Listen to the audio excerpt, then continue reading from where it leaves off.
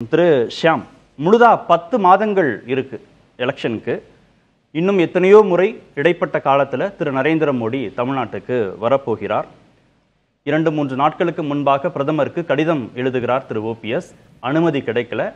உடனே ஓபிஎஸ் உடைய ஆதரவாளர் மூத்த தலைவர் திரு பண்ருட்டி ராமச்சந்திரன் ஊடகத்திற்கு அளித்த பேட்டியில் ஓபிஎஸ் வெளியேறணும், பாஜக இடம்பெற்றிருக்கக்கூடிய கூட்டணி ஆபத்தான கூட்டணின்ற வார்த்தையை பயன்படுத்துகிறார்.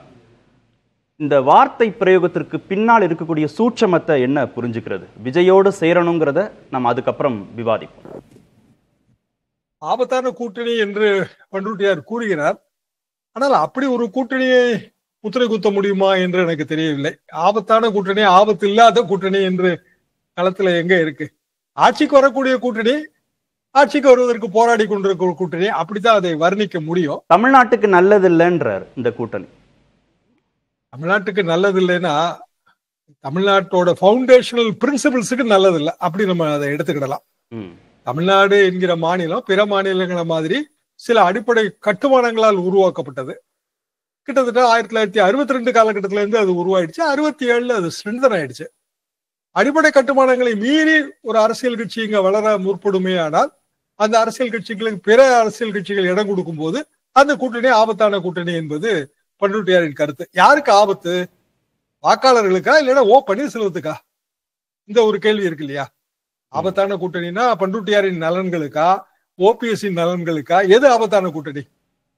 ஆலோசனை யார் வேணாலும் வழங்கலாம், அதாயா இலவசமா கிடைக்கும்னு கலைஞர் அடிக்கடி சொல்லுவாரு. இலவசமா கிடைக்கிறது ஆலோசனை தான். ஆலோசனையை கேட்டு நடக்கலாம், கேட்காமலும் இருக்கலாம்.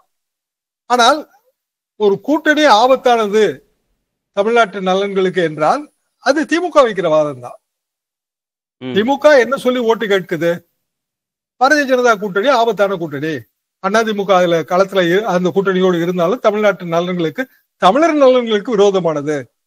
இப்படிதான் திமுகவோட வாதம். அப்ப திமுகவோட வாதத்தோடு பண்ருட்டியார் பொருந்தி போகிறார், அப்படிதான் நம்ம பார்க்கணும். அவரும் பெரிய மூத்த அரசியல்வாதி, எம்ஜிஆர் காலத்து அரசியல்வாதி, அதுல எல்லாம் எனக்கு மாற்று கருத்து இல்லை. எம்ஜிஆரே அவரை ஐநா சபைக்கு அனுப்பி பேச சொன்னார். இதெல்லாம் ஒரு பழசு, 1987 காலகட்டம். இன்றைய தேதிக்கு கிட்டத்தட்ட அரை நூற்றாண்டு ஆக போகுது. ஒரு 4-5 வருடம் தான் அதுல பாக்கி இருக்கு. அப்படியான ஒரு சூழ்நிலையில் வெறுமனே பழைய பெருமைகள் மட்டுமே இன்றைய வாக்கரசியலுக்கு உதவாது.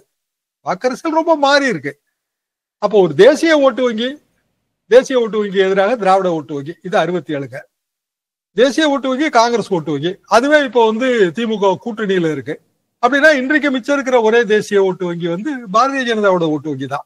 எவ்வளவு குறைவாக இருக்கலாம், இல்ல வெற்றி பெறக்கூடிய அளவுக்கு வாய்ப்பு இல்லாம இருக்கலாம், அது தனியான விவாதம்.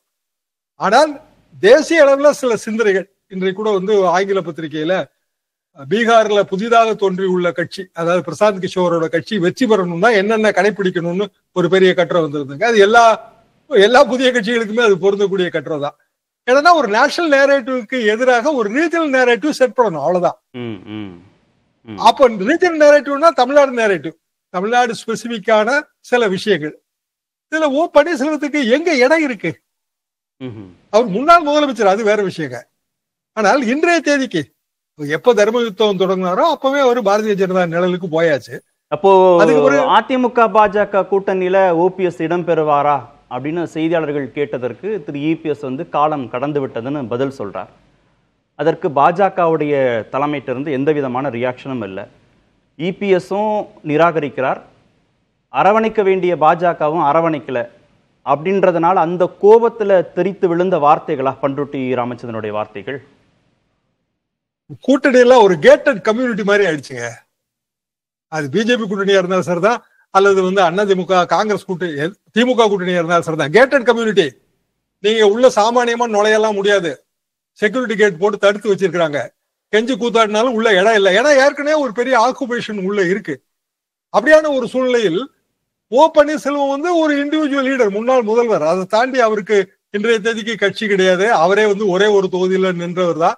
அதுக்கு பிறகு எத்தனை கேண்டிடேட் இருக்காங்கன்னு யாருக்கும் தெரியாது. ஓ பன்னீர்செல்வம் அவரது மகன், அப்படிதான் நம்ம இதை பார்க்க முடியும்.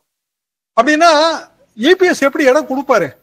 அவரை பொறுத்த வரைக்கும் அவர் உட்கட்சி அரசியல்ல பல்வேறு போராட்டங்களை எல்லாம் சந்திச்சு கட்சி அரசியல்ல தனக்கென்று அந்த இடத்தை நிலை நிறுத்தியாச்சு. ஒன்று.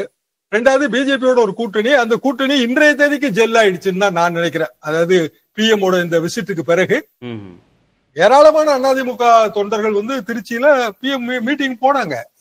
எனக்கே தெரிஞ்ச விஷயம் தான். நம்ம நண்பர்கிட்ட கேட்கும் போது அவங்க சொல்றாங்க. அப்போ கூட்டணி ஜெல்லாகாம வந்து கீழே இருக்கிற தொண்டர்கள் வந்து மீட்டிங் எல்லாம் போக மாட்டாங்க. கொஞ்சம் கொஞ்சம் மனக்குறைகள் இருக்கும். அதை இல்லை என்று சொல்ல முடியாது. எல்லா கூட்டணியிலும் இருக்கிறது தான். வெற்றி கூட்டணியா இல்லையா அதெல்லாம் நமக்கு இப்ப தெரியாது. நீங்க சொல்ற மாதிரி இந்த 10 மாசம் டைம் இருக்கு. ஆனால் பாரதிய ஜனதா அதிமுக கூட்டணியில ஓபிஎஸ்க்கு இடம் இல்லைங்கிறது தான் தெள்ள தெளிவா தெரியுதுங்களே.